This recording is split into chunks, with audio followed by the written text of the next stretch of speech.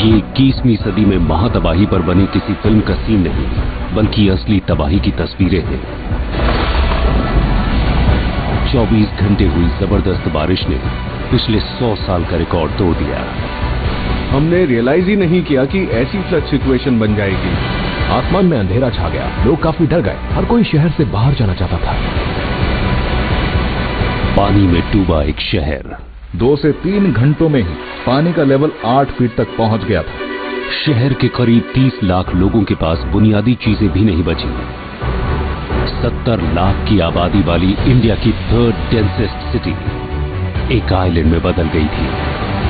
Trains थम गई, flights cancel हो गई और बिजली का नामो निशान नहीं।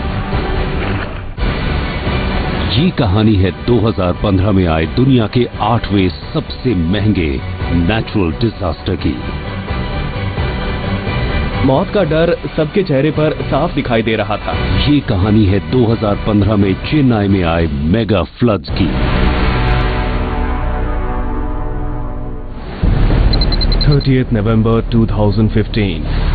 सी लेवल से हजारों फीट ऊपर तबाही दक्षिण भारतीय राज्य तमिलनाडु की राजधानी चेन्नई तक पहुंचने का जैसे इंतजार कर रही थी। इंडियन ओशन के टेम्परेचर्स सभी रिकॉर्ड तोड़ चुके थे। उधर चेन्नई में अडियार नदी का बहाव शहर की तरफ मोड़ दिया गया था।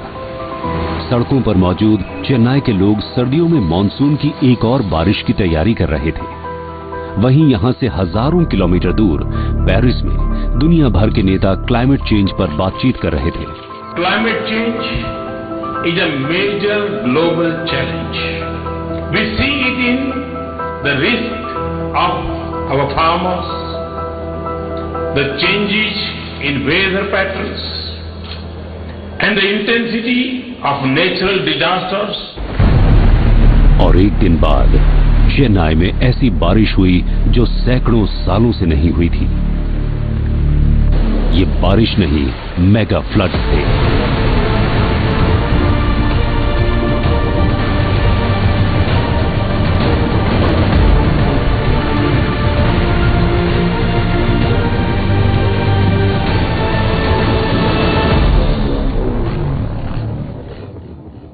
और ये अपने पीछे छोड़ गई तबाही का एक खौफनाक मंजर और एक बिखरा हुआ शहर।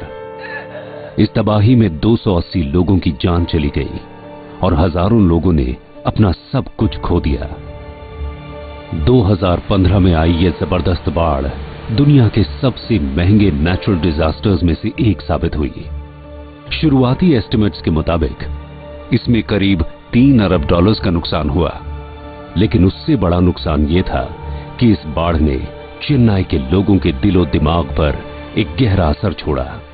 चेन्नई में आई बाढ़ ने इस शहर से लोगों का भरोसा कम कर दिया, क्योंकि इस फ्लड से सिर्फ लोअर और मिडिल क्लास का ही नुकसान नहीं हुआ था, अपर क्लास को भी नुकसान पहुंचा था। तो लोगों को लगने लगा कि ये शहर अब उनके लिए सिक्योर नहीं है। धीरे धीरे चेन्नई के लोगों की जिंदगी पटरी पर आती गई, लेकिन उनके दिमाग में ये सवाल भी घूमते रहे कि आखिर हुआ क्या था, हम इससे बच कैसे गए, और कहीं ऐसा फिर से तो नहीं होगा।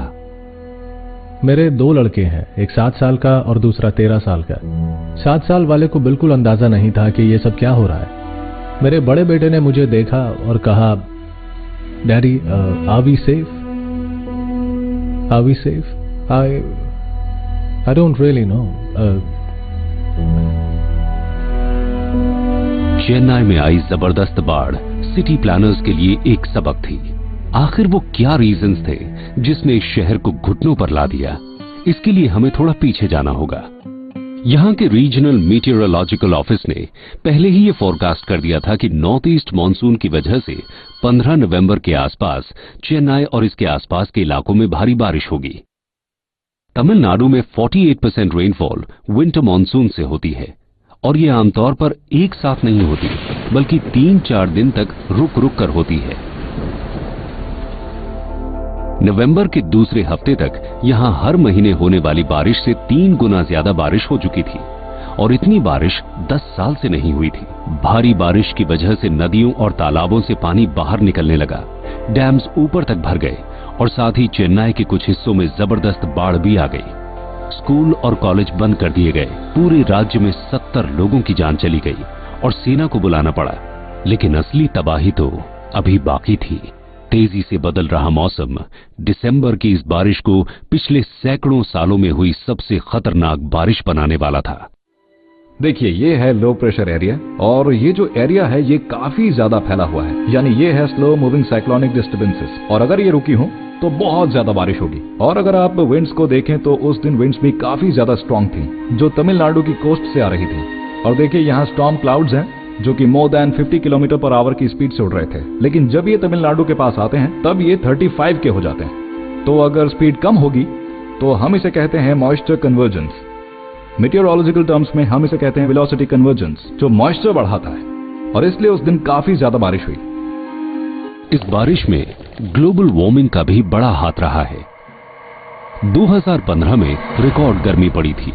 अक्टूबर में ओशन का टेम्परेचर 20th सेंचुरी के 15.9 डिग्री सेल्सियस एवरेज टेम्परेचर से 0.85 डिग्री सेंटीग्रेड बढ़ गया था। और रही सही कसर 2015 के एल नीनियो ने पूरी कर दी। दरअसल एल नीनियो एक वेदर फिनोमिनन होता है जिससे पैसिफिक ओशन के टेम्परेचर्स नॉर्मल से ज्यादा गर्म रहते हैं। इसका असर इंडिया के नॉर्थ ईस्ट मॉनसून्स पर पड़ता है और अक्सर इससे काफी बारिश होती है। एल नीनियो का इंपैक्ट यानी तेजी से बन रहे तूफानी बादल और ईस्टर्ली विंड्स जल्द ही चेन्नई तक पहुंचने वाले थे। 1 दिसंबर की सुबह चेन्नई में काफी बारिश हुई। जल्द ही यहां मौसम का कहर बरपने वाला था जिससे इस शहर को कोई नहीं बचा सकता था। ये सब 1 तारीख की दोपहर को शुरू हुआ। काफी तेज बारिश हो रही थी और हालात खराब होते गए।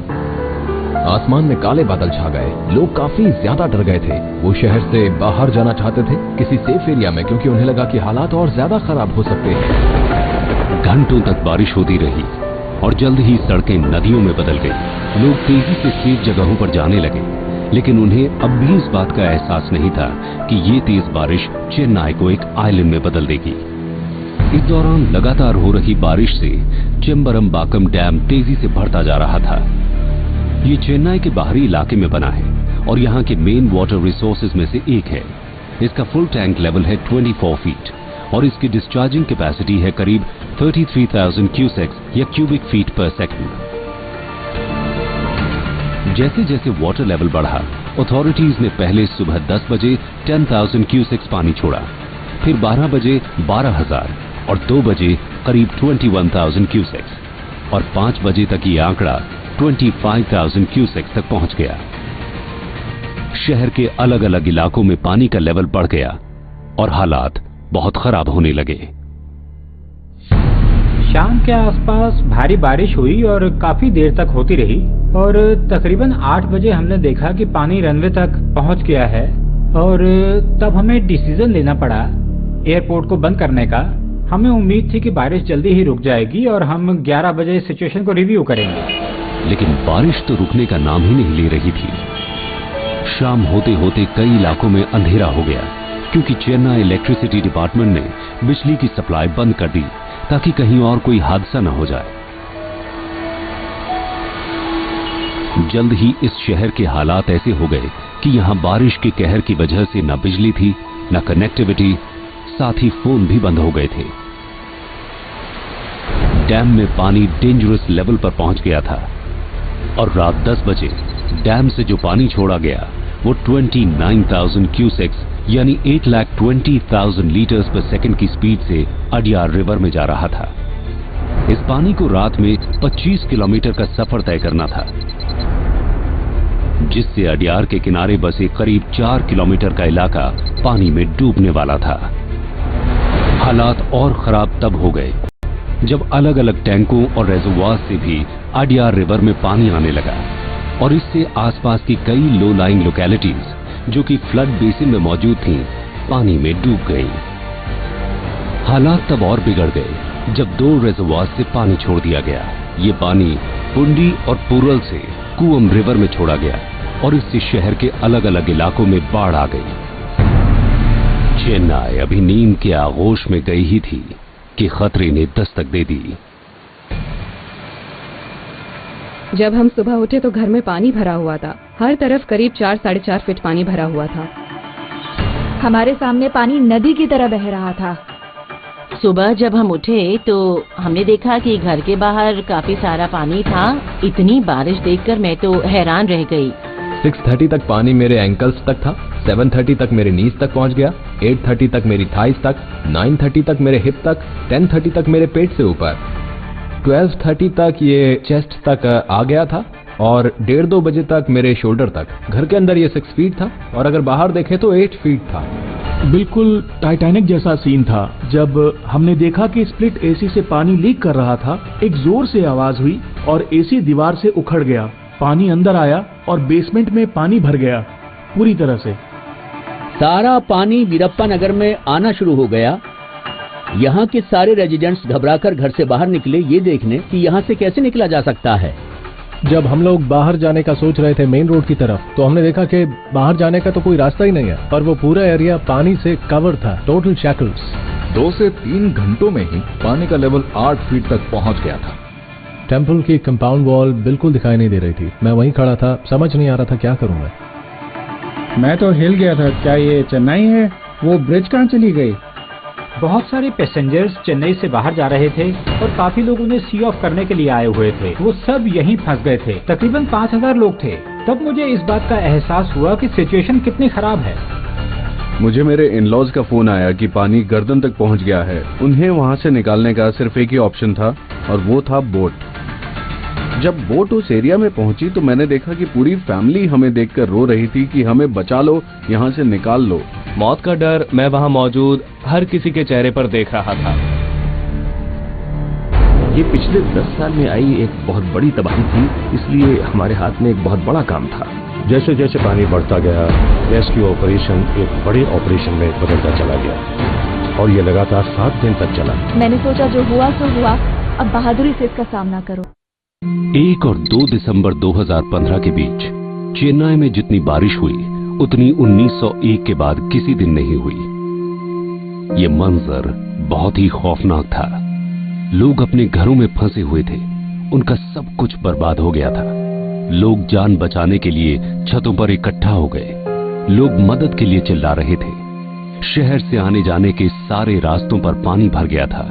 रेलवे स्टेशन और एयरपोर्ट बंद हो गया था। एटीसी ने हमसे पूछा कि क्या रनवे काम कर सकता है, क्या यहाँ से फ्लाइट टेक ऑफ कर सकती है।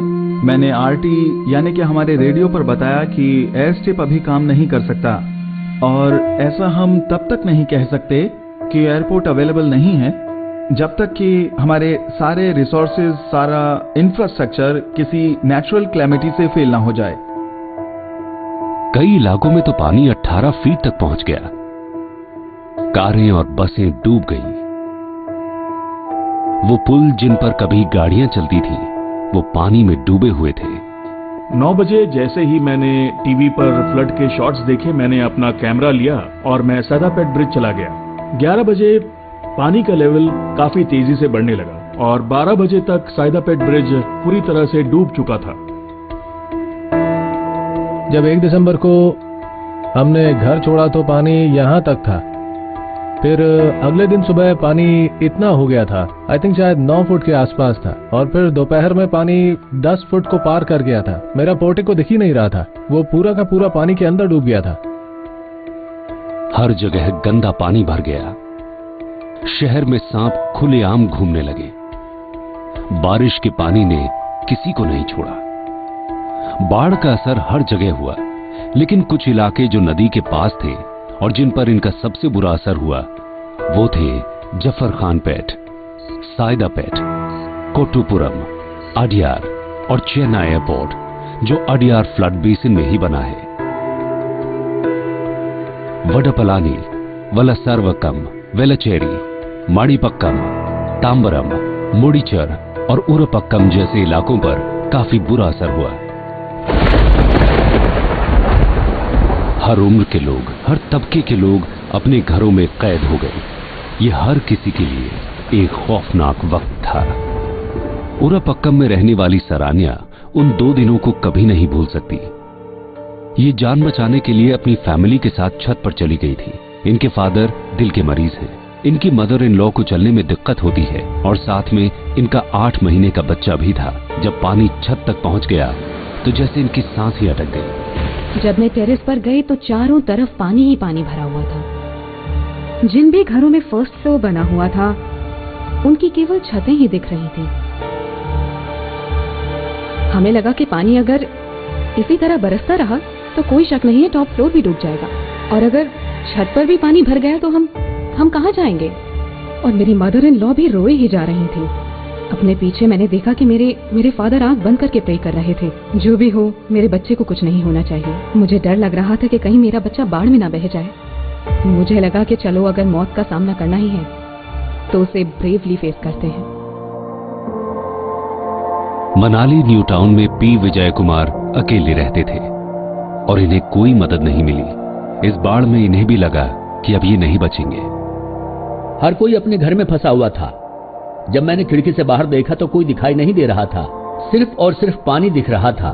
रात हुई तो मुझे भूख लगने लगी। मैंने सारी शेल्फ्स देखी कि खाने के लिए कुछ है। मुझे एक बिस्किट का पैकेट मिला और टेबल पर 4 बनानास रखे थे।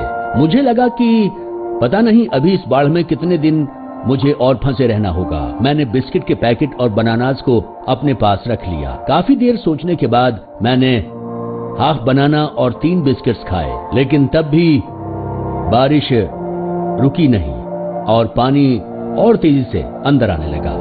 ये देखकर मैं बहुत डर गया था।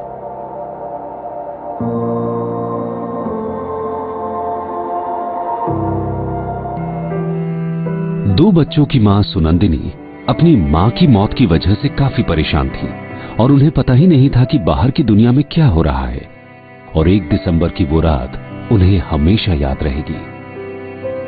उस रात हमने डिनर थोड़ा जल्दी कर लिया था और यूजुअली मैं अपनी डॉग रूबी को बाहर ही छोड़ देती हूँ, लेकिन क्योंकि उस दिन बहुत जोर से बारिश हो रही थी तो हमें लगा कि इसे अंदर ही खाना दे देना चाहिए ताकि इसे कोई दिक्कत ना हो। तो हम करीब 10:30 बजे सोने चले गए और मुझे लगता है करीब 11:30 बजे रूबी ने भौंकना शुरू किया। वो ऐसा कभी नहीं करती। तो मेरी डॉटर ने कहा कि चलो देखते हैं कि क्या हुआ है, और जैसे ही हम बेड से उतरे मैंने देखा कि पूरे घर में पानी आ गया। मैंने जैसे ही दरवाजा खोला पानी बहुत ही तेजी से अंदर आने लगा। अगर उस रात हमारी डॉग रूबी हमारे साथ नहीं होती तो मुझे लगता है मैं आज जिंदा नहीं होती। वो रूबी ही थी जिसने हमारी जान बचा ली। लेकिन बहुत से लोग सुनंदिनी की तरह किस्मत वाले नहीं थे। वो बाढ़ में फंस गए थे और उन्हें फौरन मदद की जरूरत थी। उन दिनों में Tamil Nadu fire and rescue services के कंट्रोल रूम की टेलीफोन लाइंस लगातार बजती रहीं। किसी भी तरह की इमरजेंसी हो तो लोग सबसे पहले हमें ही फोन करते हैं। हमने चेन्नई के उन इलाकों की पहचान की जहां खतरा सबसे ज्यादा था और हमने अपने लोगों को वहां पर मदद करने के लिए भेजा। पानी का तेज बहाव लोगों को अपने साथ बहा कर ले जा रहा था, जिससे फायर एंड रेस्क्यू सर्विसेज के लोगों के लिए रेस्क्यू ऑपरेशंस चैलेंजिंग भी था और खतरनाक भी। तबाही इतनी ज्यादा थी कि एक बार फिर से डिफेंस फोर्सेस को बुलाना पड़ा। जब मैंने खुद इस एरिया का एरियल सर्वे किया तो जाकर मुझे रियलाइज हुआ कि हालात कितने ज्यादा खराब हो गए हैं। कारें तैर रही हैं, लोग छतों पर फंसे हैं और हमें बिल्कुल भी अंदाजा नहीं था कि उस समय कितने लोगों की जान चली गई थी। इस शहर को डूबने से बचाने के लिए एक बहुत बड़ा रेस्क्यू ऑपरेशन चलाया गया।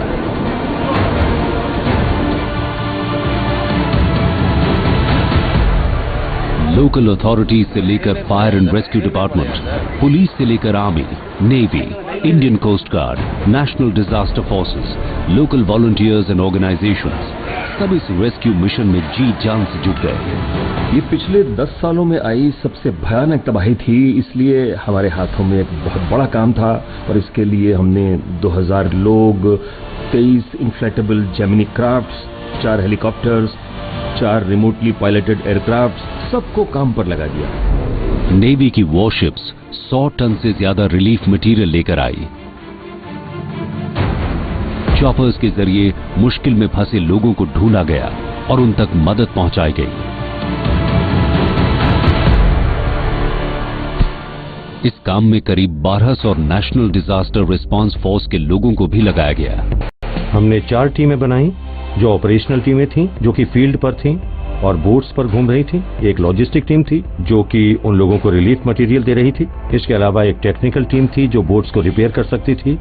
10-15 बोट्स 35 टन से ज्यादा का रिलीफ मटेरियल लोकल्स को प्रोवाइड करा सकती थी। हम 5000 से ज्यादा लोगों को रेस्क्यू कर पाए। मुझे लगता है उस टाइम सबसे बड़ा चैलेंज था टेलीकम्युनिकेशन नेटवर्क और ट्रांसपोर्टेशन सिस्टम का पूरी तरह से खराब हो जाना। कई बार लोग खतरे में होते हुए भी अपने घरों को नहीं छोड़ना चाहते, क्योंकि वो अपनी चीजों को छोड़कर नहीं जाना चाहते। कई लोग अपने कैटल्स भी नहीं छोड़ना चाहते थे।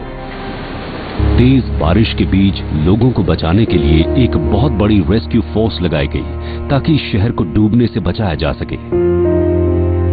हमने एक कॉरपोरेट कंपनी से टाई अप किया और इस बात का ध्यान रखा कि जो लोग चेन्नई के अलग अलग इलाकों में फंसे हुए हैं वो वहीं रुक सकें। हमने वहां के लोगों से इन लोगों को कमरे देने के लिए कहा। ये एक छोटी सी हेल्प थी। हम एक कॉमन फ्रेंड के घर गए और शाम तक वहीं रुके। हमें जो भी खाना मिल सकता था हमने इकट्ठा किया। वहां जो भी गाड़ियां थी उससे खाना डिलीवर किया। 2:30-3 बजे तक वहां पर कई 100 लोग जमा हो गए और अगले दिन करीब 1000। मैं रेगुलर स्विमिंग कैंप्स ऑर्गेनाइज करता हूं, तो मैंने कुछ बड़ी बड़ी लॉरी ट्यूब्स ली जिन्हें फ्लोटिंग डिवाइस की तरह यूज किया जा सकता है। हम थुराई पक्कम नाम की जगह पर गए। वहां जब हम छोटी छोटी गलियों में से जा रहे थे तो पानी एंकल्स तक था, और फिर हम जैसे जैसे आगे की तरफ मेन रोड की तरफ पहुंचते गए, पालीकरनाई मार्च की तरफ जाने पर लेवल बढ़ गया था। सारे लोग अपनी छतों पर इकट्ठा थे और फिर हमने उन लोगों की पहचान की जिन्हें मदद की सबसे ज्यादा जरूरत थी। जैसे वहाँ कुछ प्रेग्नेंट लेडीज थीं और साथ ही कुछ बीमार लोग भी थे। एक लेडी वहाँ पर खड़ी थी और उन्होंने ग्रिल पकड़ा हुआ था और उनका हाथ ऊपर था और सिर्फ उंगलियां दिखाई दे रही थी। तो वो पहली लेडी थी जिनको हमने बचाया और वहाँ पर करीब 10 से 12 फीट पानी था। चेन्नई और चेन्नई के लोग शायद एक बहुत गहरी नींद से जागे थे। वो उस शहर के लिए कुछ कर रहे थे जिसे वो अपना घर कहते हैं। चेन्नई में जो सबसे अफेक्टेड एरिया है एकाडू तांडल, वहाँ पर ये डिफेंस कॉलोनी का इलाका है। क्योंकि मोबाइल नेटवर्क्स डाउन थे तो मीडिया ने ही दुनिया को बताया कि यहाँ क्या हो रहा है। न्यूज टीम के लिए ये एक चैलेंजिंग टाइम था। रिपोर्टर्स बोर्ड से रिपोर्टिंग कर रहे थे और जो भी हमें खबरें मिल रही थी हम दुनिया तक पहुंचा रहे थे। We were there. जब मैं रिपोर्टिंग के लिए गई तो ऐसा लगा कि कोई जंग चल रही हो। फ्लड इफेक्टेड एरियाज में लोग रो रहे थे, लोग चिल्ला रहे थे खाने के लिए, बेसिक एमिनिटीज के लिए। लोगों को बहुत कुछ सहना पड़ा। हमने तय किया कि हम लोगों में सनसनी नहीं फैलाएंगे, बस जो सच है वही बताएंगे। सोशल मीडिया अपनों तक अपनी बात पहुंचाने का एक खास जरिया बन गया। मुश्किल के इस दौर में सोशल मीडिया के जरिए अजनबियों ने भी एक दूसरे की मदद की। कुछ हैशटैग्स लाइफ सेवियर्स बन गए। हमने सिर्फ सोशल मीडिया के थ्रू ही 5 से 6000 वॉलंटियर्स को मदद के लिए भेजा। दुनिया भर के लोग पूछ रहे थे who would write in and say that मेरे पेरेंट्स, मेरे कजन्स, मेरी बेटी, मेरे बच्चे फलां जगह पे रह रहे हैं और कनेक्ट नहीं कर पा रहे हैं उनसे। और थैंक्स टू सोशल मीडिया जिससे लाखों लोग जुड़ पाए with strangers, just writing saying that please let me know, message दे दो। अगर सोशल मीडिया नहीं होता तो ये सब नहीं हो पाता। वॉलंटियर्स के बहुत सारे ग्रुप्स ने रेस्क्यू ऑपरेशंस में एक एक्टिव रोल प्ले किया। उनमें से एक ग्रुप था हैम रेडियो एंथुसियास्ट्स का। हमने एक इमरजेंसी रिलीफ चैनल बनाया जिसमें हमारे पास ग्राउंड पर 10 to 15 हैम्स अवेलेबल थे और कई स्टेशंस हमारे बैकअप के तौर पर काम कर रहे थे। ग्राउंड रेस्क्यू टीम एक ऐसी जगह पर जाती थी जहां से मोबाइल हैम से इमरजेंसी स्टेशन तक बात पहुंचाई जाती थी, जो कि relief and rescue collection centre में था। और मैं आपको बता दूं, हम वर्चुअली सारे हैम्स से कनेक्टेड थे अक्रॉस द सिटी। चेन्नई के लोगों को भले ही इस तबाही से बचा लिया गया हो, लेकिन कई सवाल अब भी बने हुए हैं। ये बाढ़ क्यों आई? क्या ये एक नेचुरल कैलामिटी थी या एक मैन मेड डिजास्टर? क्या चेन्नई फिर से अपने पैरों पर खड़ी हो पाएगी? क्या चेन्नई पहले जैसी हो सकती है? सवाल ये है कि जब आप कहते हैं कि 100 साल में एक बार आने वाली बारिश, तो क्या आप ये कहते हैं कि आपने शहर को 100 साल से कम के लिए बसाया है? बारिश तो बस एक बहाना था, लेकिन इतनी जबरदस्त बाढ़ आने की असली वजह थी very poor management of the hydrology of the city. अगर आप इन वाटर बॉडीज की कैपेसिटी को कम करोगे तो दिक्कत तो जरूर ही होगी।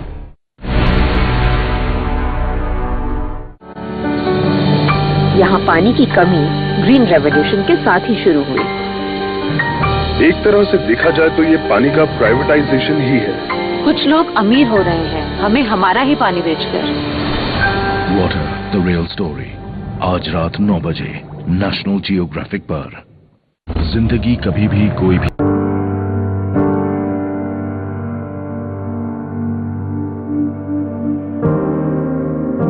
2015 की बाढ़ का चेन्नई के लैंडस्केप और इकोनॉमी पर काफी असर पड़ा।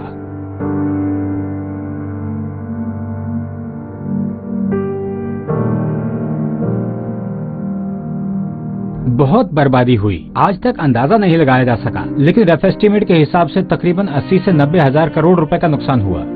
ये रफ एस्टीमेट है। अगर आप इन सब चीजों को जोड़ लें, industrial loss, business loss, residential loss, institutional loss, इन सब को मिलाकर लोगों को बहुत भारी नुकसान हुआ। जैसे जैसे पानी कम हुआ, वैसे वैसे लोग अपने घरों की ओर लौट गए, लेकिन बाढ़ ने सब कुछ बर्बाद कर दिया था। देखिए, पानी यहां तक आ गया था, अप्रोक्सीमेटली यहां तक 9 फीट ऊपर, और उसके बाद ही बोट्स यहां पर पहुंच गईं हमें बचाने के लिए, और हमारे नेबर्स हमारे सिक्योरिटी कैबिन के ऊपर चढ़ गए थे और उन्हें वहां से रेस्क्यू किया गया। और ये लेवल था 7-7.5 फुट, मेरा हाथ वहां नहीं पहुंच रहा है, और इसी लेवल पर पानी रहा था करीब 2-3 दिन तक। हम बैग लेकर गए थे ये सोचकर कि जब पानी उतरेगा तो हम अपने घर वापस आएंगे, पर ये वैसा नहीं रहा, सब कुछ बदल गया था। मेरी वॉल पूरी तरह क्रैक हो गई है, आप खुद देख सकते हैं। पानी का फोर्स इतना ज्यादा था कि 8 फीट की वॉल टूट गई पूरी तरह से।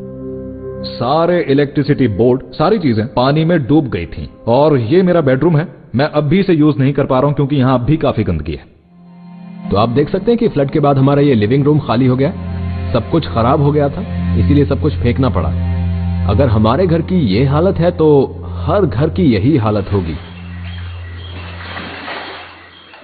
मेरी 25 साल की सारी कमाई बर्बाद हो गई। मेरे सारे मेडिकल सर्टिफिकेट्स, मेरे इंश्योरेंस डॉक्यूमेंट्स अब सब यहाँ पर सूख रहे हैं। आप जरा मेरी किचन देखिए, इस तरह की सफाई करने के लिए लोग नहीं मिलते। जरा देखिए तो कितनी बुरी हालत है इसकी। रेफ्रिजरेटर इस कॉर्नर पर था और वो लिटरली उस कॉर्नर में चला गया बाढ़ के पानी से। हमारे सारे कपड़े सीवेज में डूब गए थे, मतलब सारे कपड़े सीवेज के पानी में थे। जैसे ही खोला तो सारा पानी बाहर आ गया, अब भी स्मेल करता है। ये मेरे टीचर की एक रेयर बुक है, इसका प्रिंट भी मिट गया है, अब इसे पढ़ा नहीं जा सकता, और ये मेरे लिए इमोशनली बहुत डिस्टर्बिंग है। अब हमें फिर से एक नई जिंदगी शुरू करनी है। हमारी फैमिली, हमारे बच्चे बहुत बड़े मेंटल ट्रॉमा से गुजरे हैं। मेरे लिए सबसे वर्स्ट था मेरे बच्चों की मेमोरीज का चला जाना। जिस दिन वो पैदा हुए हमने उस दिन की पिक्चर्स को और वीडियोस को कलेक्ट करना शुरू कर दिया। जैसे कि उनकी फर्स्ट स्माइल, उनकी फर्स्ट वॉक, वो सब कुछ हमारी हार्ड ड्राइव पर था। फ्रिज, टीवी, ये सब तो हम बाद में भी खरीद सकते हैं, लेकिन वो सब वापस नहीं आ सकता। वो मेमोरीज हमारे लिए बहुत कीमती थी और अब वो वापस नहीं मिलेंगे। बिल्डिंग तो अब भी यहाँ है, लेकिन घर नहीं रहा।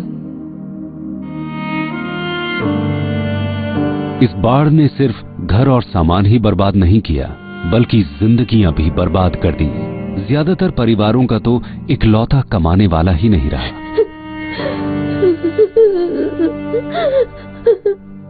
बाढ़ की शुरुआत होते ही हम सब पास के एक स्कूल में चले गए। मेरे सिस्टर लॉ के 2 बच्चे और मेरे हस्बैंड वापस आ गए। हमारा सारा सामान घर पर था, उसे बचाने के लिए घर आए, लेकिन जब वो आए तो पानी में खुद ही बह गए। मेरा बेटा नहीं रहा, लेकिन मैं अब भी जिंदा हूँ, 80 साल की अकेली बुढ़िया।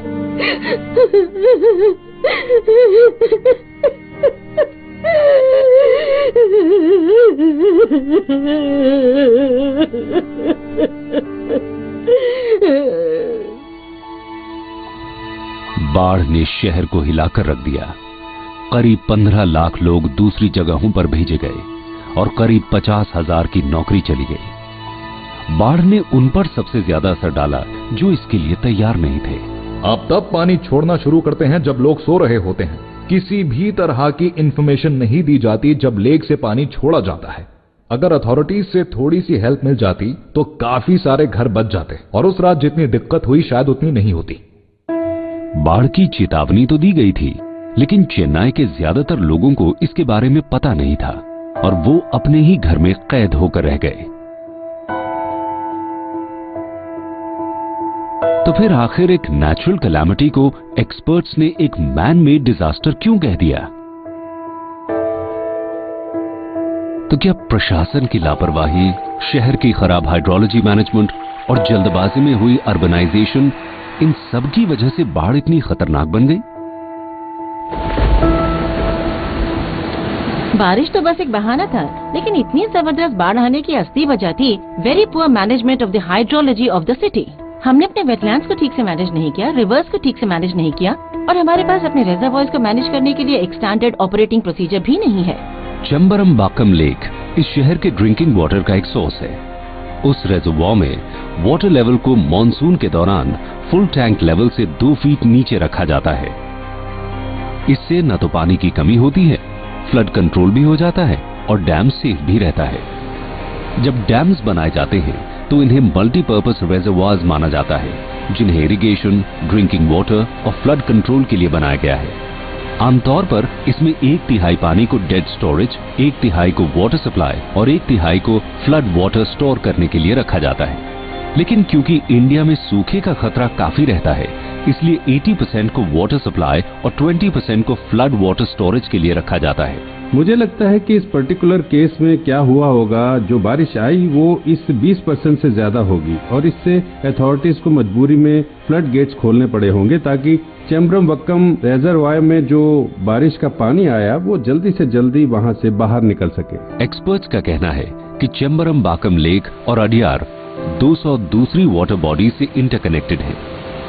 चेम्बरमबाकम लेक अडियार को सिर्फ 44% पानी देती है, जबकि उस दिन डैम से करीब 29,000 क्यूसेक्स पानी छोड़ा गया था।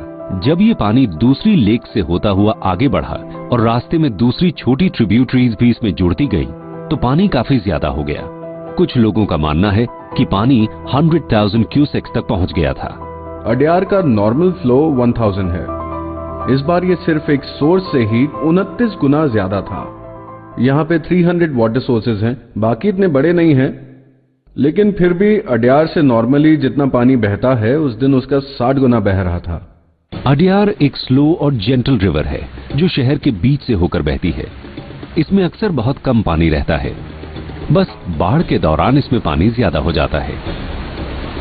इसके रास्ते में एक ड्राई एरिया भी आता है जिसे फ्लड बैंक कहते हैं, जहां बाढ़ के दौरान ज्यादा पानी अकोमोडेट हो जाता है।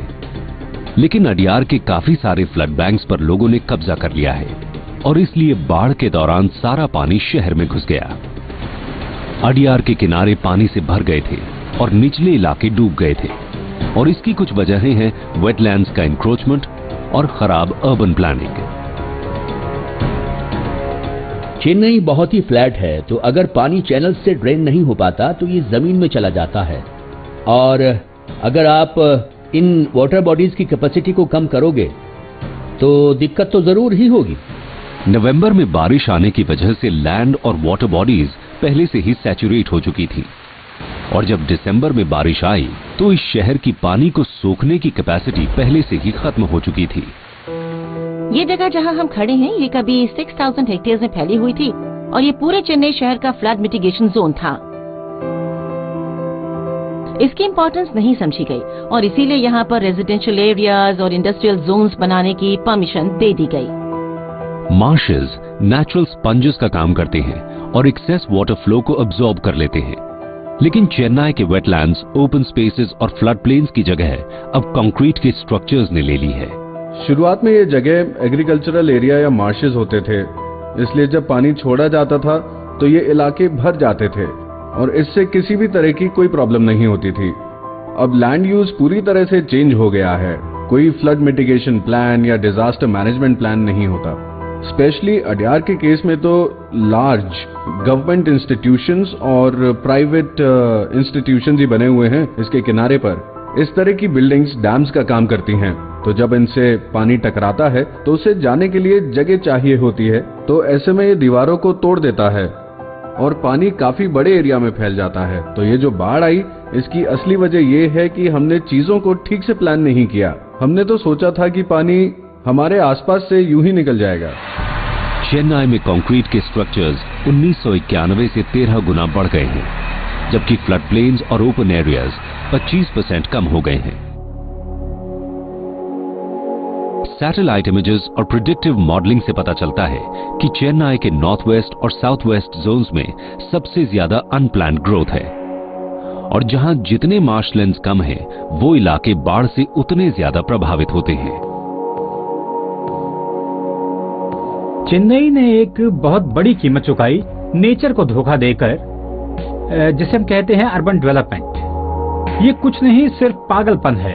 जमीन हमें नेचर ने दी है, पानी हमें नेचर ने दिया है, और इन दोनों के बिना हम नहीं रह सकते। तो आपको नेचर की जरूरत के हिसाब से ही रहना पड़ेगा। आप नेचर को धोखा नहीं दे सकते। पहले 650 water bodies, storage tanks, wetlands and lakes थे, जो अब 30 से भी कम बचे हैं। बाकियों को आईटी पार्क्स, मॉल्स और रेजिडेंशियल एरियाज में बदल दिया गया है, जिससे इस शहर की नेचुरल वाटर होल्डिंग कैपेसिटी कम हो गई है। पिछले कुछ सालों में करीब 15 लाख इलीगल स्ट्रक्चर्स बन गए हैं, और वाटर बॉडीज पर कई पब्लिक ट्रांसपोर्ट फैसिलिटीज, एक्सप्रेसवेज और हाईटेक बिल्डिंग्स बना दी गई हैं। तो जब बारिश आती है तो पानी को जाने के लिए कोई रास्ता नहीं मिलता, और ये मेगा फ्लड्स एक मेगा डिजास्टर बन जाते हैं। सवाल ये है कि जब आप कहते हैं 100 साल में एक बार आने वाली बारिश, क्या आप ये कहना चाहते हैं कि आपने इस शहर को 100 साल से कम के लिए बसाया है? आपके शहर का डिजाइन टाइम क्या है? अगर एक सिटी को डिजाइन किया जाता है 10 ईयर टाइम फ्रेम के हिसाब से या फिर 3 ईयर टाइम फ्रेम के हिसाब से, तो उतने ही टाइम तक ही शॉक्स को ये टॉलरेट कर सकती है। मुझे लगता है कि एक थर्ड वर्ल्ड सिटी में ऐसा नहीं होना चाहिए। न्यूयॉर्क में हरिकेन सैंडी आया, न्यू ऑरलिन्स में हरिकेन कैटरीना आया। वर्चुअली हमारी सारी सिटीज ठीक से डिजाइन नहीं की गई, क्योंकि हमने ये सिटी ऐसी जगह पर बसाई है जहां लोग नेचर को कंट्रोल कर सकते हैं। हमें अब इस रीजन में अर्बन डेवलपमेंट को बहुत ध्यान से देखना होगा। हमारे पास कितने चैनल्स हैं, उन्हें कौन मेंटेन करता है, कितने वेटलैंड्स मार्शल्स का रास्ता रोक रहे हैं, इसी तरह से आगे बढ़ना होगा। नहीं तो चेन्नई में इस तरह की बारिश हर साल होगी, और कम से कम मेरी रिसर्च तो यही कहती है।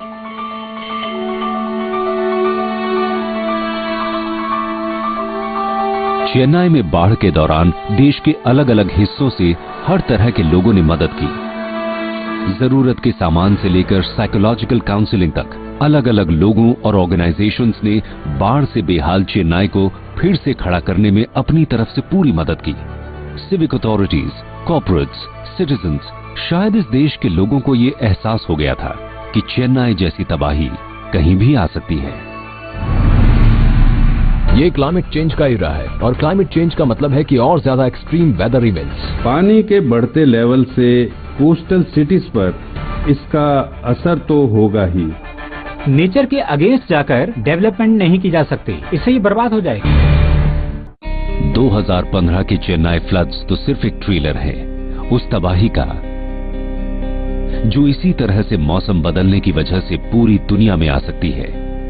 इंडस्ट्रियल रेवोल्यूशन के बाद से एटमॉस्फेयर में ग्रीन हाउस गैसेस काफी बढ़ गई हैं, और इससे गर्मी भी काफी बढ़ी है, जिससे पूरी दुनिया के क्लाइमेट पैटर्न्स पर काफी असर पड़ा है, जिससे सी वाटर लेवल्स के साथ ही स्टॉर्म फ्रीक्वेंसीज भी बढ़ी हैं। तो पानी के बढ़ते लेवल से कोस्टल सिटीज पर इसका असर तो होगा ही। ये क्लाइमेट चेंज का इरा है, और क्लाइमेट चेंज का मतलब है कि और ज्यादा एक्सट्रीम वेदर इवेंट्स, और वो भी बहुत जल्दी। लोग क्लाइमेट चेंज की सीरियसनेस को समझ नहीं रहे हैं, नेचर की पावर को नहीं समझ रहे हैं। टेक्नोलॉजी और एक कंफर्टेबल लाइफ की वजह से लोगों में नेचर का डर बिल्कुल नहीं रहा, और नेचर का डर एक बहुत ही हेल्दी इमोशन है जो लोगों में होना चाहिए। पिछले 100 सालों में ग्लोबल सरफेस टेम्परेचर्स करीब 1 डिग्री बढ़ा है। ग्लोबल सी लेवल्स लगभग 4 से 8 इंचेस बढ़ गए हैं, और इसकी वजह है ग्लोबल वार्मिंग से जुड़े अलग अलग फैक्टर्स। 21st सेंचुरी की शुरुआत से ही एशिया में 550 फ्लडिंग इवेंट्स हो चुके हैं, जिससे एशिया के 85 करोड़ लोगों पर इसका असर हुआ है। फिलहाल बाढ़ से हर साल 2 करोड़ 10 लाख लोगों पर असर होता है। माना जा रहा है कि ये आंकड़ा 2030 तक 5 करोड़ 40 लाख पहुंच सकता है। इंडिया में 7 मेजर रिवर्स हैं और सैकड़ों छोटी रिवर्स हैं, साथ ही 7,500 किलोमीटर की कोस्ट लाइन। इससे यहाँ बाढ़ का खतरा काफी ज्यादा है। इंडिया के 34 करोड़ लोग शहरों में रहते हैं। 2030 तक ये आंकड़ा दोगुना हो सकता है।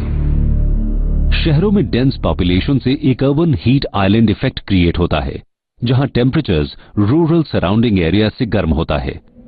जब भी बारिश से भरे हुए बादल इन इलाकों से गुजरते हैं, तो गर्म हवा उन्हें ऊपर धकेल देती है, जिससे कि उस जगह पर बारिश होने लगती है, जो कई बार बहुत तेज हो जाती है। ड्रेनेज सिस्टम के बंद होने, सबर्ब्स में स्टॉर्म वाटर ठीक से ड्रेन न होने और कम होते वेटलैंड से बाढ़ का खतरा और ज्यादा बढ़ गया है।